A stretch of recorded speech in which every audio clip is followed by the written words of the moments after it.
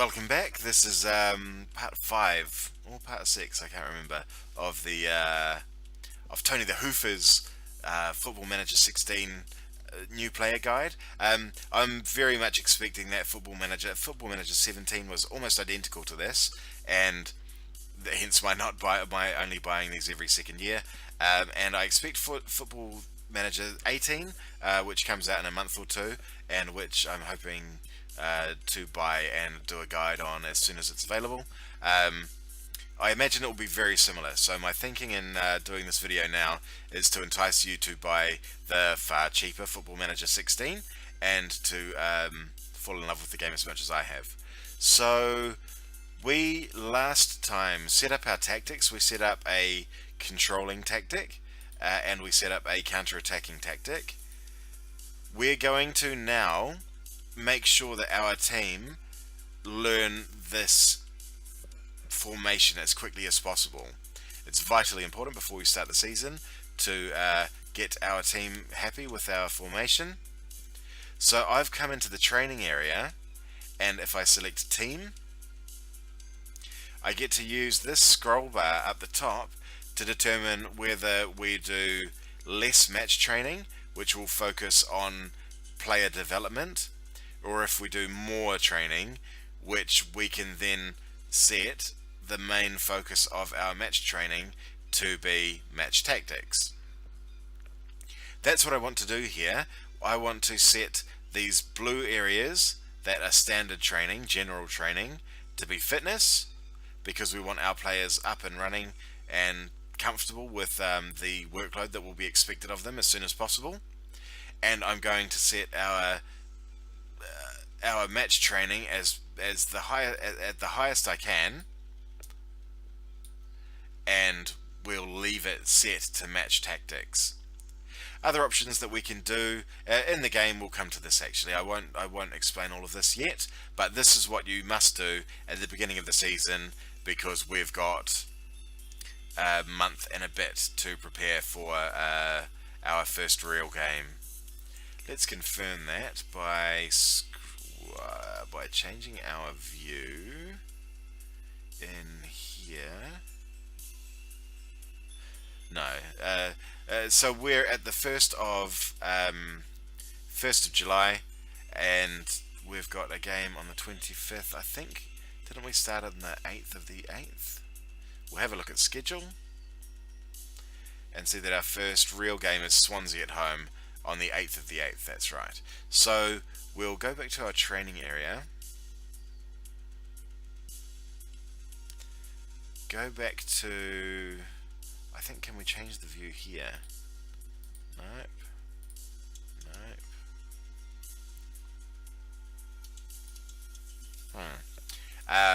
We'll go back in here and we will check that we've got everything right. The intensity level, I'm happy with average. I don't want players injuring themselves by going very high, nor do I want players not being fit enough in time to play these games that they'll be playing very regularly through here. We've had a computer, perhaps the assistant manager set these friendly games. That's normally how I configure things, but they never configure enough friendly games. I want to have these guys working on match tactics as throughout this entire time. Rest? No, I don't want any resting at all. There's tags here which allow your players to rest after a match. That can be helpful, but it's better managed game to game through the squad area. We'll come to that later. In the meantime, what I'm going to do is I'm going to try and add 2 more friendly games in here. Actually, I'm going to add 1 there, 1 there, and 1 there. They're only going to have 2 or 3 games off, but because that's what we need to expect in the season, that's not a bad thing to be practicing in pre-season anyway. We'll be playing Europe games in the middle of the week on the Thursday, I believe, and we'll be playing our normal football on Friday, Saturday, or on Saturday, Sunday, or Monday. So it's a good idea to get the boys ready for this, and it's also a good idea to do as much match tactics training as possible, which you can only do this way. So we'll go back to the schedule area, and we're going to look for the 4th, the 7th, and the 14th. Oops, the schedule area. And down the bottom right hand corner here, we have the Arrange Friendly button. I'm going to click here and look. See, we're in a training camp at this time, so we're going to be very limited in the teams that we can choose. But let's try and have a kick around with Beikong. We can choose Beijing if we like. Actually, there's no harm. We'll try and get Beijing on very short notice. It's likely that they'll not be able to work with us. In fact, it's very unlikely. We'll choose a smaller team who's less likely to have someone who's less likely to already be hosting another team on the Saturday. So we'll choose Qingdao and confirm that. That sends off the message to Qingdao for a friendly on Saturday. We'll arrange another one for the 4th, was it? No, the 8th. Yes, the 8th. So let's look to arrange another one there. Sorry, it was the 7th, that was the one. We'll look for smaller reputation teams. Beikong, that sounds fine. I genuinely have no idea who these teams are, not being a big follower of the Chinese Football League, but I hope I'm saying the names right, and in case we've got anyone who does follow the Chinese League. 14th is the next opportunity that we have to set, or the next best time to set a friendly. So we'll look to play, no, we don't want to play Arsenal. We're going to be in China then, we're going to be in France then, and we're going to be in Germany then, and Stade Rennais, I think that's French. Or maybe Mainz is French too. We might look for a French team that we can play around there, so we're not doing too much travelling. The way the game describes travelling is as though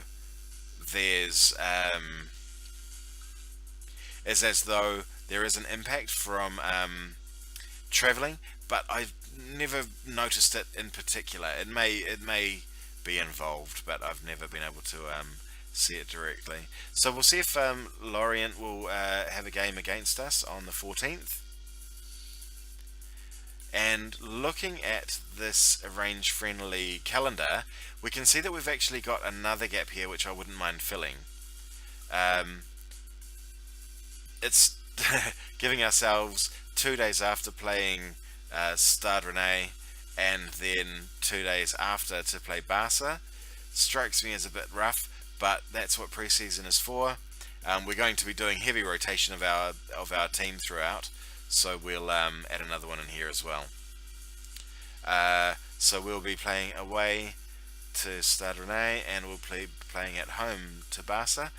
That's a really cool pre-season game. Not that as I said, I wouldn't ordinarily choose a game that tricky, but let's try it on. Anderlecht is a good team. Anderlecht has great youth players, so I'm going to arrange a pre-season with them just to have a nosy at their players.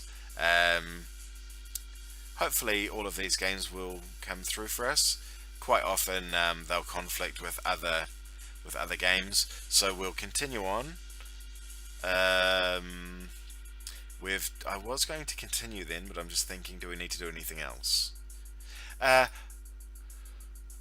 What I will usually do, if I'm being super serious, is set the under-21 team that I want to be played. We've already got our backup keeper, Danny Ward, acting as the under-21's keeper. So we won't set a keeper. Oh, sorry, he's here. So we will set him as the preferred. Okay. At present, the tactics are handled by one of our staff members, so we'll leave that for the moment. We may revisit it later, but I'm fairly happy that these guys are good enough coaches that they can do their job and they can get the right players played. If we see Danny Ward in particular and Tiago Alori not getting games, then maybe we'll reconsider that. But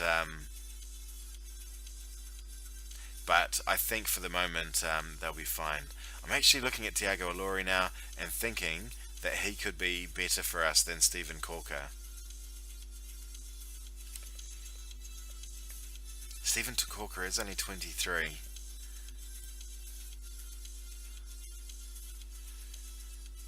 And he's on QPR's books until 2018. Interesting. I may try to use him a little bit. Or I could send him home. He's only 2.5 stars with a maximum, well, with an expected potential of 3 stars. Whereas Tiago Alori has that potential of 3.5 stars. And if we had a 3.5 star defender come from Tiago Alori, I'd be very happy with that. So I'm slightly tempted to move him up, but we'll leave him here for the time being.